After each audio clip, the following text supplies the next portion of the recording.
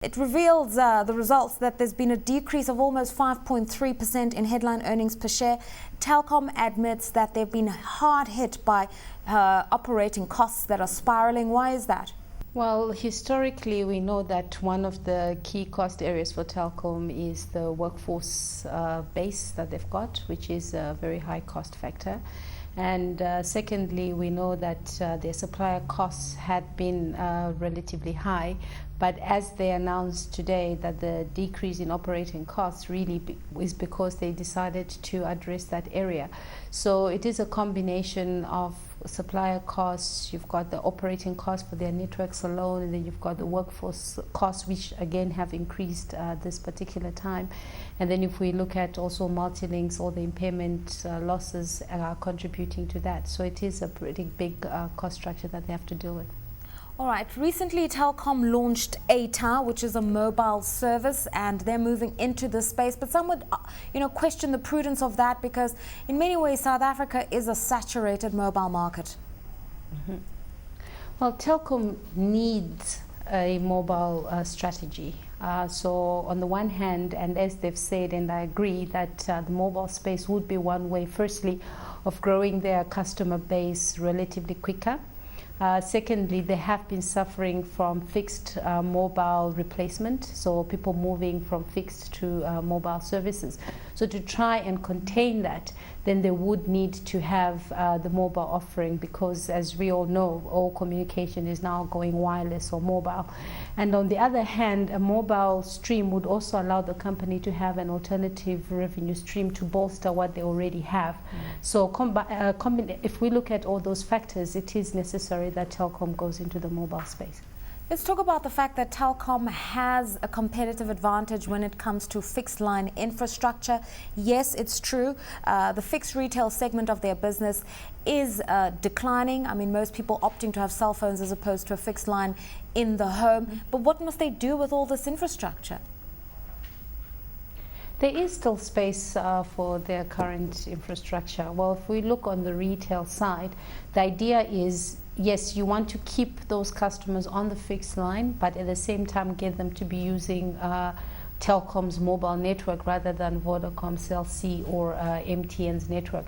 So there is still room for Telkom to make use of that retail fixed line infrastructure.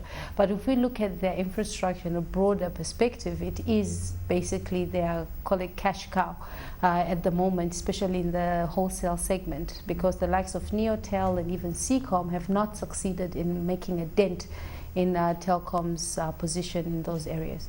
I mean, experts such as yourself say that leverage that infrastructure they have in the commercial space, business communications, and start growing their profile in data services. Have they considered that? Are they doing it well enough? Well, judging by their results today, it looks like they are on the right track. So if we look from a consumer perspective, if we look at all the different KPIs as far as subscribers are concerned, data was one of the few areas where they've exhibited strong growth. If we look in their data center operations, they are gaining ground a bit slowly because you've had the likes of Vodacom, MTN, and all the other telecoms providers also moving into that space. But Telkom's position as the incumbent provider will act in their favor in terms of growing that area of the market. So definitely going forward, internet services for the consumer market and business data services for the enterprise segment is where growth for Telkom will be coming from. Let's talk about growing internet services for the consumer market and especially the profile across Africa because that's the new growth frontier for data services. Telkom, has the Continental ISP through Africa Online, but apparently they've failed to impress.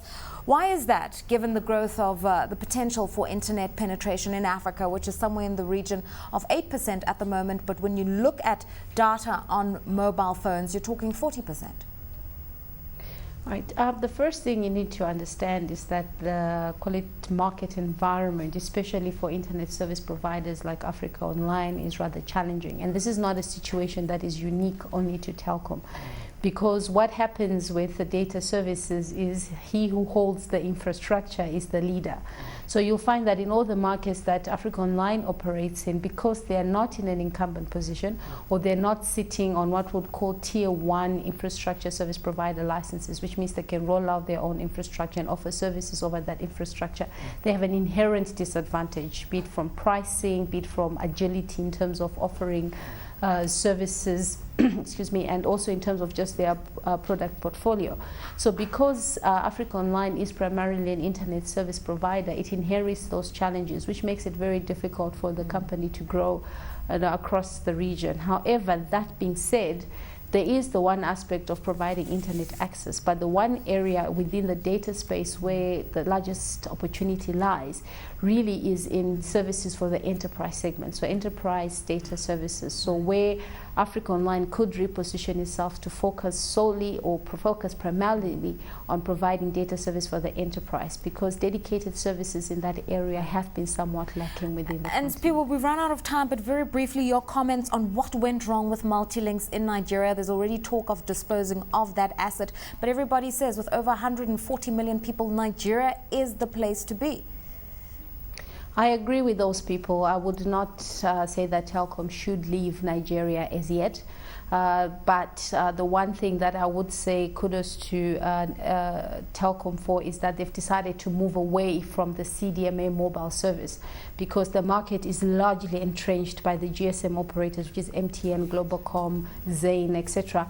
And you also have other CDMA operators that are very strong, such as Starcom. So for Multilinks to be able to compete aggressively in that market, it becomes very, very difficult. So if they move away from that and focus on utilizing more of their infrastructure, which is they've got a very good fiber optic network, and also entering into the area that I've just spoken about, the enterprise data services, and service that niche, which is an area that presents a gap in Nigeria, then we could see some improvements in Multilinks' earning potential in the market. All right, Spiwe Chireka from Frost Sullivan, thanks so much for coming through.